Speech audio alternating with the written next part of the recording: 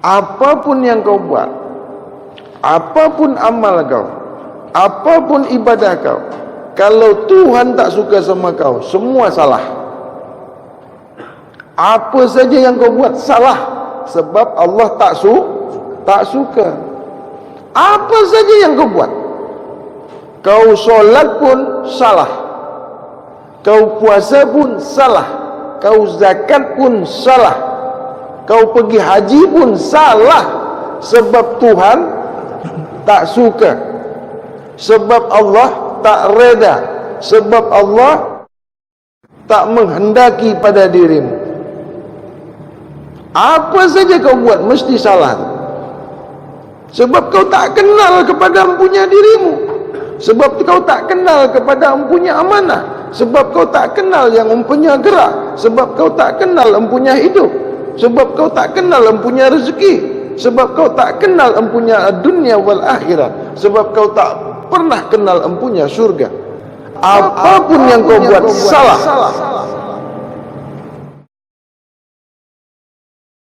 Macam ayah dengan anak, tak suka dengan anak, apapun yang dibuat anak, semua salah. Tapi kalau seorang ayah yang suka dengan anaknya, anaknya buat salah pun, ayah sayang dengan anak, anak buat salah, ayah marah tak? Sayang anak, berkali-kali anak buat salah pun baik juga. Tapi kalau ayah dah tak suka, seorang ayah yang tak suka dengan anaknya, anaknya buat betul pun salah. Apalagi ayah gila, budak buat betul pun salah, sebab ayah pun gila. Begitu juga Tuhan, apabila Tuhannya salah, maka perbuatanmu salah. Apabila Tuhan itu benar, maka perbuatan kamu, maksudnya pengenalan diri kamu kepada Tuhan sebenar-benar Tuhan. Apabila kau mengenali Allah sebenar-benar Allah, maka apa yang kau buat semua benar. Apabila kau salah mengenali Tuhanmu, kau salah mengaku kepada Tuhanmu, maka apapun yang kau buat menjadi batal. Salah kenal, mengenali Tuhan tidak tepat, tidak sesuai. Apa yang kau kenal itu salah, apalagi syirik, maka kau bukan mengenal Tuhan yang sebenar-benar Tuhan. Kau bukan mengenal yang sebenar-benar Allah. Kau tak kenal yang sebenar-benar Allah. Yang kau kenal itu nama Allah. Kau tak kenal empunya diri Allah, tak kenal.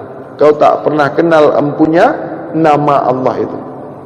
Maka hidupmu susah di dunia, hidupmu susah belaka, hidupmu gundah gulana, sehingga kau tak pernah tenang solat, kau tak pernah tenang sembahyang, kau tak pernah tenang beribadat, kau tak pernah tenang kerja, kau tak pernah tenang di rumah, kau tak pernah tenang dengan istrimu, kau tak pernah tenang dengan hartamu, kau tak pernah tenang dengan kesehatanmu, kau tak pernah bersyukur atas rahmat dan hidayah Allah kepadamu. Tidak pernah kau tenang.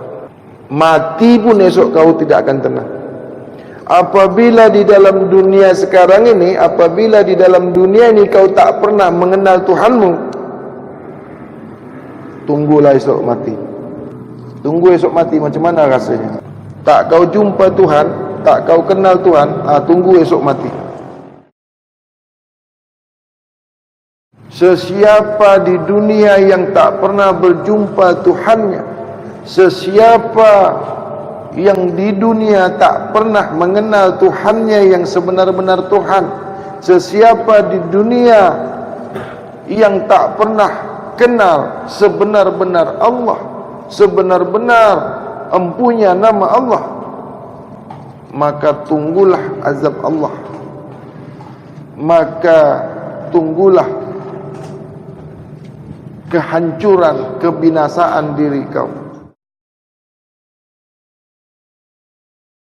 Hancur jasadmu dimakan tanah, roh kau tak pernah kembali kepada empunya roh. Hancur jasadmu, binasa jasadmu, roh kau kembali kepada empunya roh. Utuh jasad engkau, bagus jasad engkau, roh engkau kembali kepada empunya roh. Ruh, jasad, jasad baik, jasad utuh, jasad sentiasa baik, ruh kembali kepada Allah. Jasad dan ruh kedua-duanya bersama-sama esa kembali kepada empunya diri. Sebagaimana kau dulu dilahirkan, jasad dan ruh, nyawa, jiwa kamu, nafsu kamu, ilmu kamu, sempurna kau dilahirkan. Esok menghadap Allah, kembali kepada Allah. Inna lillahi ilaihi raji'un. Sempurna kau awal, sempurna kau kembali. Ini tidak ada di bab syariat, tarekat, hakikat, makrifat, tidak ada.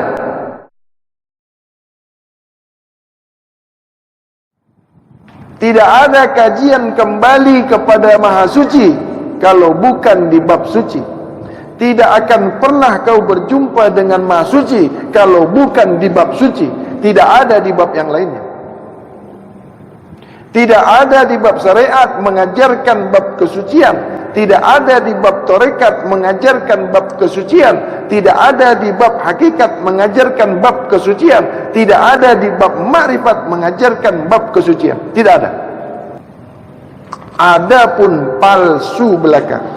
Yang banyak guru mengajarkan bab kesucian, si guru sendiri tak pernah suci.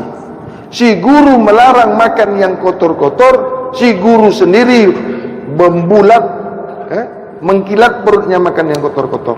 Itu guru penipu, itu guru pendusta. Muridnya dilarang makan yang kotor-kotor, dia sendiri makan yang kotor-kotor. Menyuruh murid puasa 40 hari, menyuruh murid mutih 40 hari. Gurunya mengkilat perutnya makan yang kotor-kotor. Itu guru penipu. Adakah murid kau suruh makan yang baik-baik, makan yang bagus-bagus, kau sendiri makan yang kotor? Nak ambil keputusan makan yang kotor-kotor. Bab kesucian apa? Bab syariat sampai bila masa pun, sampai jatuh langit, sampai kiamat pun tidak akan pernah mengenal Tuhannya.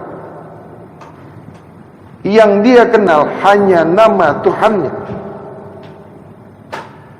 Bab tarekat mencari-cari Tuhannya, memanggil-manggil Tuhannya, menyebut-nyebut nama Tuhannya, memanggil-manggil nama Tuhannya, mencari-cari nama Tuhannya. Bab hakikat merasa-rasa kenal Tuhannya, pura-pura kenal Tuhannya, pura-pura bersama Tuhannya, pura-pura dekat Tuhannya. Bab makrifat kenal Tuhannya, menipu Tuhannya. Bab makrifat kenal Tuhannya tetapi tidak dikenal Tuhannya. Bab makrifat kenal Tuhannya, dia pula yang jadi Tuhan, mengaku jadi Tuhan, mengaku diliputi Tuhan, mengaku diliputi Allah. Kafir jindik yang nyata. Bab makrifat mengatakan Allah meliputi dirinya. Inilah banyak kesalahan, kesesatan apabila di bab makrifat kau berpaham, kau mengambil satu paham bahwasanya Tuhan meliputi dirimu. Tuhan saja yang ada, dirimu tiada, maka yang nyata dirimu itu Tuhan. Ini makrifat Fir'aun, makrifat kafir jindik, mengafirkan diri kau.